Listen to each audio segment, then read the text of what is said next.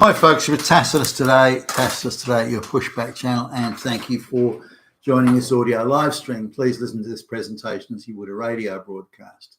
Please pass this video on to truckers or anyone who's on the road, taxi drivers or whatever, and they may like to have this and listen to it as they're driving around and driving along, those long highway drives for the truckers.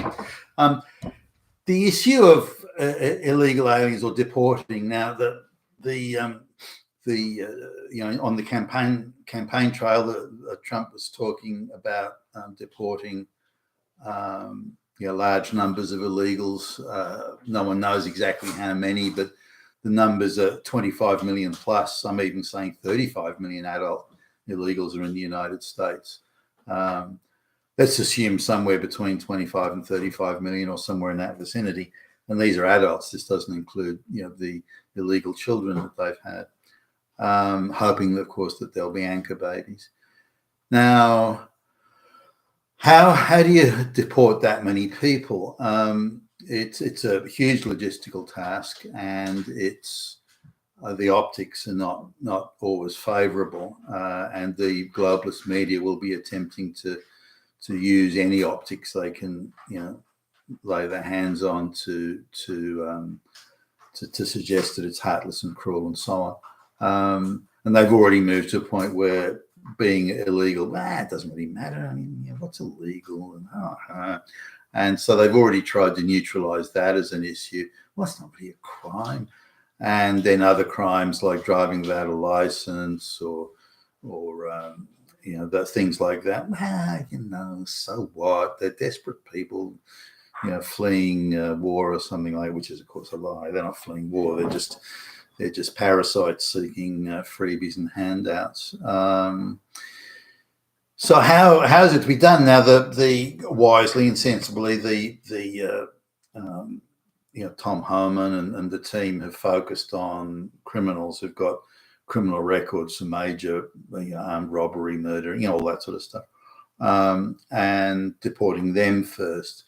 If others are caught up in the dragnet that are illegals, then they too get deported. I don't know how vigorous the thing is. They can't seem to get up more than 600, 700, 800 a day. Seems to be about the limit as to what they can achieve.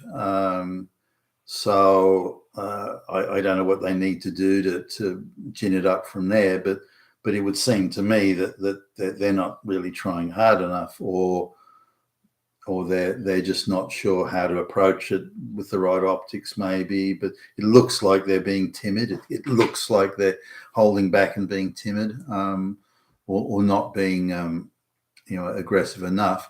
Now, these enforcement actions that have been taken don't seem to be having the effect that I would have thought they might on people who would self-deport.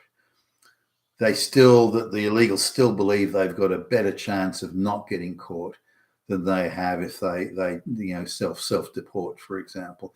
Not that there haven't been some self-deporting, but it seems the numbers seem to be very small. And I don't know how many of them are criminals or just peasants or what that are, but so we're looking at, say even if we double the numbers and say self-deporting and those who are getting grabbed by ICE, for example, then you'd be looking at best 2,000 a day being of illegals, leaving the United States in one way or another.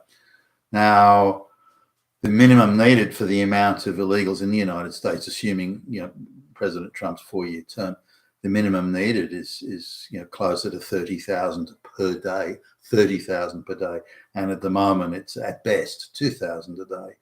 So we can see here, just based on the mathematics, that there needs to be some serious action.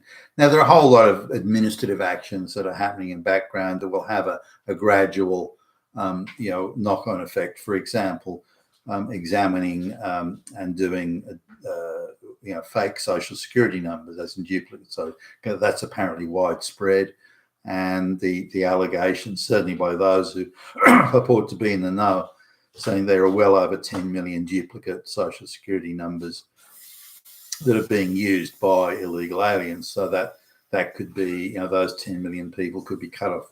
So once they're cut off from employment or chances of employment, once they're cut off from all government benefits, then they kind of have to go into self-deport. Now, there's some obstacles to that are happening. For example, if you look at the raids that ICE has done on various businesses, it's typically migrant business. So you've got an illegal immigrant comes in and then gets hold of more illegal immigrants to work at their, they typically take out food stores, that sort of thing. And there was a bakery, I think, in the United States where the baker was an illegal alien, and he's employed 10 other illegal aliens under the table. But all these illegal aliens are getting government benefits and handouts and food stamps and getting money under the table. So if that's all tidied up, and that's administratively, that needs to be dealt with. And as I understand it, Elon Musk and the team are addressing some of the issues that will allow the administration or the administrative measures needed to enforce that. How is it possible that tens of millions of fake social or duplicate social security numbers can be used or are in use, and yet somehow the federal government was completely unable to discover that? That's insane. That has to be willful and purposeful. It can't be incompetence alone. The issuing of driver's license to people who aren't citizens and so on. All that needs to be tidied up. Now, I've noticed that if a particular, in a federal government, and there's people on YouTube, openly touting this illegal, saying, well, my benefits in state such and such, red state that is applying President Trump's policies, they're cutting off all my food stamps, all my handouts, my free medical care. But that's not a problem. I just moved to the next blue state, and they ensure that I get all those things. So when the federal government cuts off the benefits, these blue states are simply offering it through state level channels or even local government, in the case of, say, Chicago and Baltimore and places like that.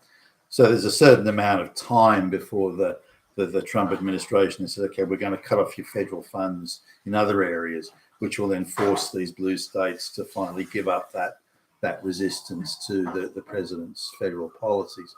But this will take time, and certainly the illegals that are going online still think it's a better bet to hang around in the US. Still think that I'm probably going to get away with this. I think I can get away with this. Now, these are peasants and they're simple people, so they may not understand the overall situation, but they seem pretty confident. And the race hustlers and the NGOs and all the various blue state government officials are all saying, hey, no, don't go away. You can stay. You're not going to get caught. We'll look after you. We'll find a way of protecting you.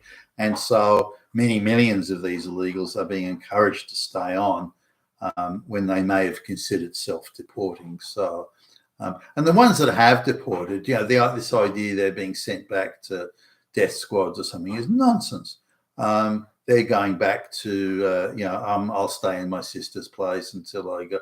A lot of them have large families of, brothers, sisters, cousins, and uncles, aunts, and goodness knows what. So it's not like they're going back to nothing, and they'll have some form of. Could they do better in the US? As illegals, getting money under the table at some illegal job and claiming government handouts? Well, sure they can.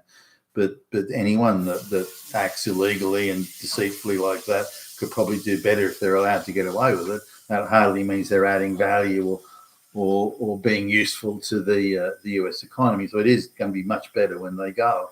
There are also a lot of labour hire organisations that are falsely signing up illegal aliens and giving them fake documents and so on. This needs to be. So it'll take time for the administrative enforcement measures to take place. So the idea of dramatic raids and grabbing of people and that probably won't be the largest portion of deportations. Wherever there's a gathering or a riot or a protest, I hope that the government, the Tom Homan and so on, are using geo-positioning stuff that they were quite happy to use against the government was more than happy to use against January 6th people.